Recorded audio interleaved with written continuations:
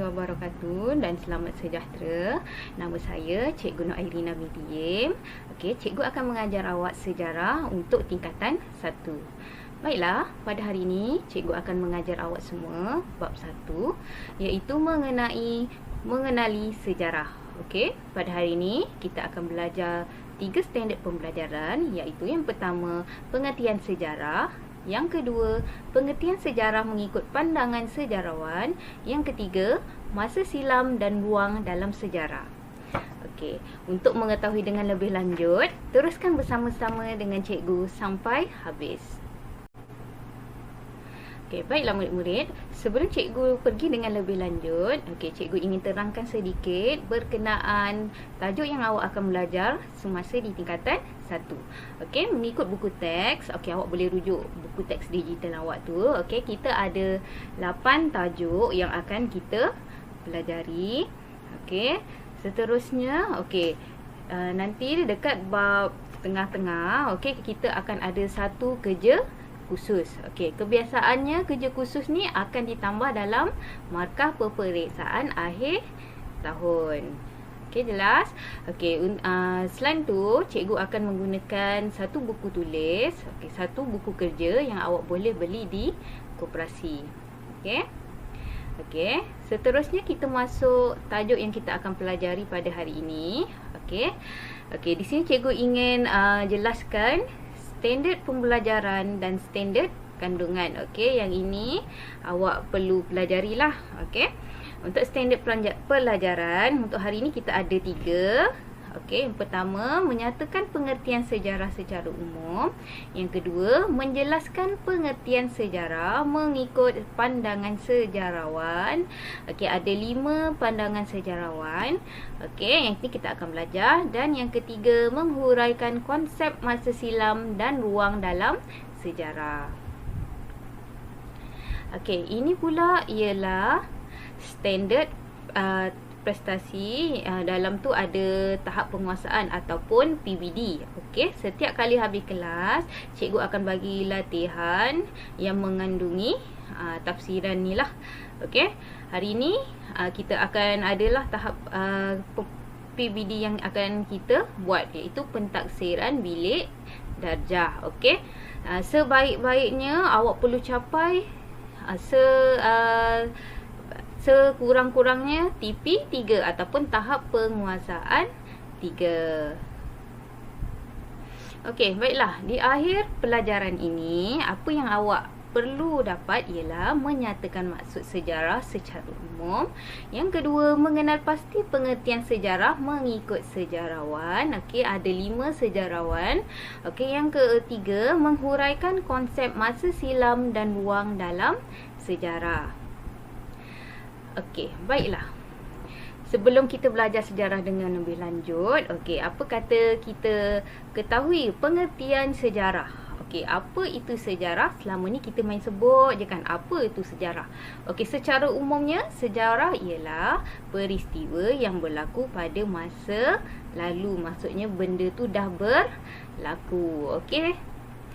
Kalau ada peristiwa yang berlaku pada awak semalam, itu pun dikira sejarah. Contohnya terjatuh dalam bilik air. Itu sejarah lah bagi diri awak. Kemudian apa pula maksud sejarah dari segi bahasa Melayu? Mengikut bahasa Melayu, pengertian sejarah ialah berasal dari perkataan Arab. Apa dia? Syajaratun, pokok. Syajaratun, pokok. Yang kedua, salasilah, riwayat, keturunan dan asal usul. Bila soalan minta pengertian sejarah dalam bahasa Melayu, inilah jawapan yang perlu awak beri. Seterusnya ialah mengikut kamus dewan. Mengikut kamus dewan, apa dia? Asal usul ataupun keturunan dan salasilah peristiwa yang benar-benar berlaku pada waktu masa yang lampau. Yang ketiga, kisah. Yang keempat, riwayat atau tambo. Nama dia tambo, riwayat atau tambo. Okey, yang seterusnya, kajian atau pengetahuan tentang peristiwa-peristiwa yang telah berlaku. Okey. Okey. Baiklah, seterusnya. Okey, kita tengok dari segi bahasa Inggeris. Okey, apa maksud sejarah dari bahasa Inggeris? Okey, yang pertama, history. Okey, history bererti cerita tentang masa lalu seseorang atau manusia. Okey, seterusnya history berasal daripada bahasa Yunani, historia, yang bermaksud penyelidikan atau penyiasatan. Okey. Okey, seterusnya. Okey, kita banyak pengertian sejarah. Okey, ini pula mengikut pandangan sejarawan. Okey, pandangan sejarawan yang pertama, nama dia Herodotus. Okey, Herodotus ni apa maksud dia? Okey, maksud yang dibagi ialah penceritaan tentang tindakan manusia yang penting dan mengagumkan serta sebab berlakunya sesuatu peristiwa. Okey. Maksudnya sejarah tu, benda yang dia buat tu adalah penting. Penting, contoh kalau dekat sekolah, apa dia? Hari sukan sekolah, sambutan hari guru. Kalau dekat rumah mungkin sambutan hari jadi. Okey. Seterusnya karya dia apa dia? Apa karya yang telah dihasilkan? Okey. Karya dia yang terkenal ialah sejarah perang Parsi, ataupun dalam bahasa Inggeris ni The Persian War. Okey. Okey, dia adalah orang pertama yang menggunakan perkataan historia. Okey, tadi historia apa maksudnya? Daripada perkataan bahasa Yunani. Okey, seterusnya E.H. Carr. Okey, apa erti dia? Apa erti bagi pandangan sejarawan ini? Okey, ia suatu proses interaksi berterusan antara sejarawan dengan fakta-faktanya. Okey, suatu dialog yang tidak berkesudahan antara masa kini dengan masa lampau. Okey. Seterusnya karyanya, What is History? Okey. Seterusnya, Ibnu Khaldun. Okey, menurut Ibnu Khaldun, sejarah membicarakan tentang masyarakat manusia, peradaban dunia dan perubahan-perubahan yang berlaku pada sifat-sifat masyarakat itu. Okey. Okey, kalau Ibnu Khaldun ni, dia mesti kaitkan sejarah tu mesti ada peradaban dunia. Okey, perubahan yang berlaku pada sifat. Okey, sifat kita sebagai manusia. Okey, karya ulungnya Mukaddimah yang menceritakan kehidupan manusia dari zaman primitif hingga kehidupan di bandar. Okey, menurut Hu Ke Kim, okey, sejarah bermaksud apa-apa yang pernah atau sudah berlaku. Okey, sejarah membantu kita lebih memahami apa-apa yang berlaku pada masa kini. Okey, sejarah memberi pengajaran supaya kesilapan yang sama tidak berulang. Okey, sejarah adalah ibu kepada semua bidang.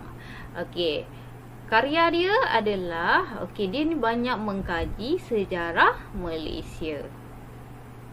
Okey, seterusnya Muhammad Yusuf Ibrahim. Okey, apa maksud yang dikatakan oleh Muhammad Yusuf Ibrahim? Sejarah ialah masa lalu itu sendiri. Sejarah merupakan catatan atau rekod mengenai sesuatu yang berlaku pada masa yang lalu. Okey, seterusnya karya dia apa dia? Sejarawan dan pensejarahan Melayu tradisi dan transformasi. Okey, ada 5 pandangan sejarawan. Okey, awak kena ingat semua. Okey, sejarah ni kuncinya ialah awak kena rajin membaca. Okey. Okey, seterusnya kita pergi ke 1.3, masa silam dan ruang dalam sejarah. Okey. Masa silam, apa maksud masa silam? Okey, kita biasa sebut, jangan diingat masa silam. Okey, apa maksud masa silam? Okey, masa silam ni ialah rentetan peristiwa yang telah berlaku. Okey. yang telah berlaku ya. Kemudian apa maksud kronologi? Okey, kronologi bermaksud urutan masa. Okey. Okey, dia berpandukan dengan garis masa. Okey, itu maksud kronologi. Okey, maksud kronologi itu penceritaan dari mula sampai akhir macam mana benda itu berlaku. Okey. Okey, dia ini garis masa garis masa.